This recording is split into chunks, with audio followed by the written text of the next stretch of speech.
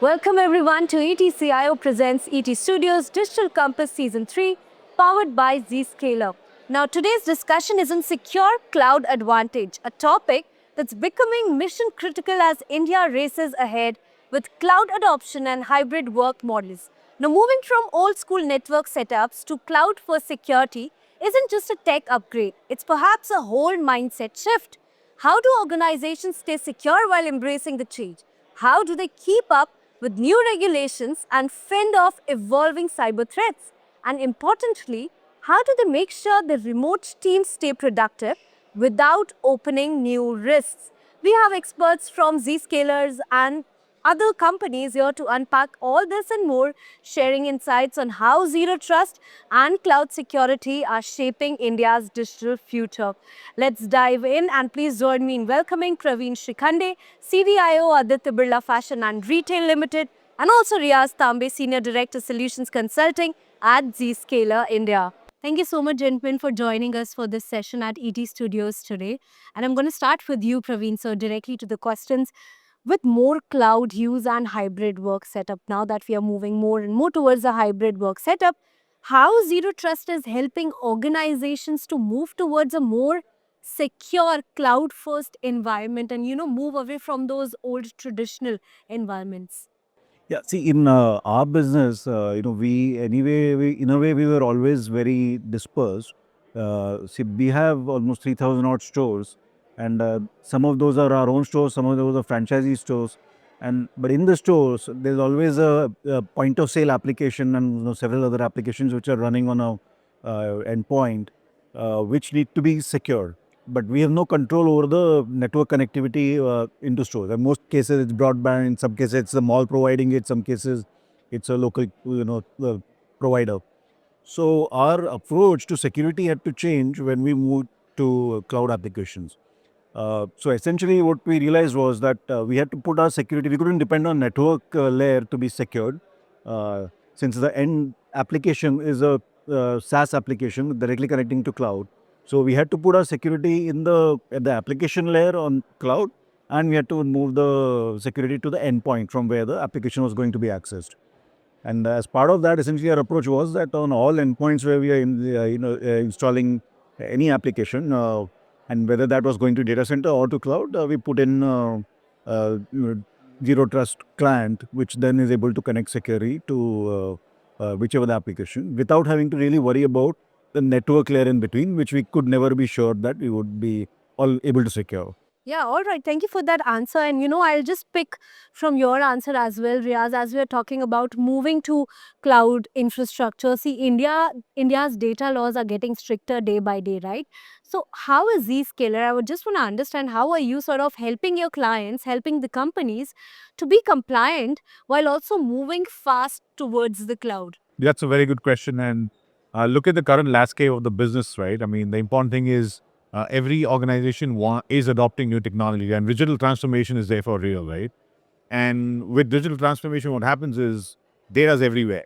Data is moving to the cloud, and most of the environments are hyper, or rather, I would say hybrid environments, which means that data, while it's also on-prem, it's also residing in multiple clouds.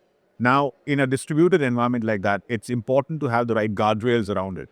And data is, when we say data is everywhere, data is on the endpoint of the user. It's in transit. It's sitting in a SaaS environment. It's sitting in multi-cloud environments. So it's important, first of all, have visibility of where the data is residing. And then on top of that, making sure that we have the right controls in place to make sure that we can, based on what the business demands, what the requirements are for the organization, having the right controls in place so that we can safeguard customers' data or other organizations' data from going out. I think that's also in line with what the country as a whole, from a DPDP point of view, is doing. Right? The idea is to have visibility and controls so that the whole confidence in the system doesn't erode. Because this is customers' data, sitting out there, the subscriber data which is sitting out there, and we as the civilians of the country, we don't want our data to go in wrong hands. So I think keeping all these things in mind, we are very focused and dedicated towards making sure that we provide the right controls, visibility, and the mechanisms to make sure that these things can be controlled from a compliance point of view. All right, on that note, Riyaz, we spoke about the privacy laws, but the threats are also increasing day by day, be it ransomware, be it misconfigurations, they're increasing day by day. On that note, how are you sort of, or how is your cloud security model protecting the clients, protecting the companies against these threats? Wonderful. That's a good question too.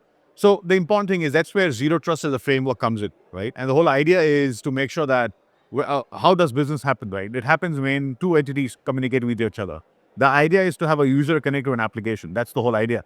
But again, users are being tricked into clicking on things which can be malicious of nature, which is where ransomware and malwares come in. Or even when move to things move to the cloud. The challenge with cloud is not your own. It's somebody else's environment. So configuration sometimes can lead to exposure. The important thing is to make sure that we have the right controls in place. I always say this, in the world of security, what matters the most is visibility. Having the right set of visibility is very, very important. And then making sure that once we know where our data resides, having the right controls in place. And I always talk about these principles of zero trust, which is again making sure that when two entities communicate with each other, it could be a user talking to an application, or in the world of digital transformation, two applications or workloads communicating with each other. Idea is to have the right controls in place so that we can safeguard ourselves against the modern day threats. Thank you. And that brings me to my next question, which is for you, Praveen sir. He's been talking about the cloud, the zero trust architecture. We are all as companies moving towards the remote work as a norm, right? And everyone, like each and every company, wants their employees to sort of shift to the cloud environments, right? So, how can we ensure that while you're making your employees move or transition towards the cloud, it is smoother and also secure without any loss in the productivity? So, as I said earlier, I think the reality is that your applications are all going to become in cloud, and in many cases SaaS, where you don't even control the cloud, right? It's a software as a service. And users, again, could be anywhere. Today, in our case, even our stores are not in the network. End users could be working from home, geographically diverse. So you're never going to be able to control from where they access and what they access. So the focus has to be on securing their endpoints, and that's what we essentially do. We have put in controls on the endpoint with Zscaler so that uh, it seamlessly detect when the user is within the environment, company environment, and whether it's outside. And based on that, the zero trust policies get applied. If the user is working from home, they still have the same controls that they have when they are in the office environment. And along with that, we have DLP layer as well, which ensures that any data being sent out from the user end is also tracked. And there are of course use cases where it's a legitimate use, but it's very important to have those tools to be able to know when it's legitimate, when it's not, because as Riyaz said, that data infiltration and ransomware are the biggest threats. Tomorrow, compromised endpoint sending data out, sensitive data out, can be a big risk for enterprise, and having that layer of control on data going out was equally important. But shifting from legacy systems to the cloud security system is also not very easy, right? So, how are you sort of maintaining that process very secure yet smooth? Yeah, so there one more tool. So when you're moving to a cloud application, the layer of CASB, as we call it, that cloud access security broker comes in, which ensures that the applications that are being accessed are again managed through a secure layer. It's important that the set of tools that apply in cloud end up becoming very different from when you're running an on-prem and largely guardrailed environment within your perimeter, within a secure network perimeter. Moment it's no longer a secure network, the set of tools needed become much more complex and have to be thought through completely. Of course, and with that point, Riyaz, quickly come in to this point. We are talking about the transition. How are you sort of making this transition easy and rather smooth for companies without too much disruption? I mean, you've been working across spectrum, right? So you could perhaps share a few examples with us as well. And as rightly put in by Praveen, right? The idea is whether we like it or not, enterprises in the need to make sure that we keep on growing the business over a period of time, we have to leverage on new technologies. Cloud is one of them. SaaS is one of them, and that's where when you talk about zero trust, and we being the pioneers of zero trust, we like to coin this term of zero trust everywhere. The idea is data is everywhere, users are everywhere, our applications are everywhere, and we want users to access things. Even with this whole thing of AI coming in now, right? The important thing is gone are the days of simply having allow or block policies. It's also making sure we allow users to be more productive. In the urge of making sure that they're more productive, we need to allow systems to, or allow users to have access to systems. The idea is how can we extend these controls to every nook and corner of the organization? And hence, zero trust everywhere is I would say, a framework that we are now pioneering. We are probably proposing to a lot of environments, and I think it makes sense, right? Why? Because it helps us to provide that level of connectivity for users to access their applications, but in a much more secure manner, hence safeguarding the interests of the organization.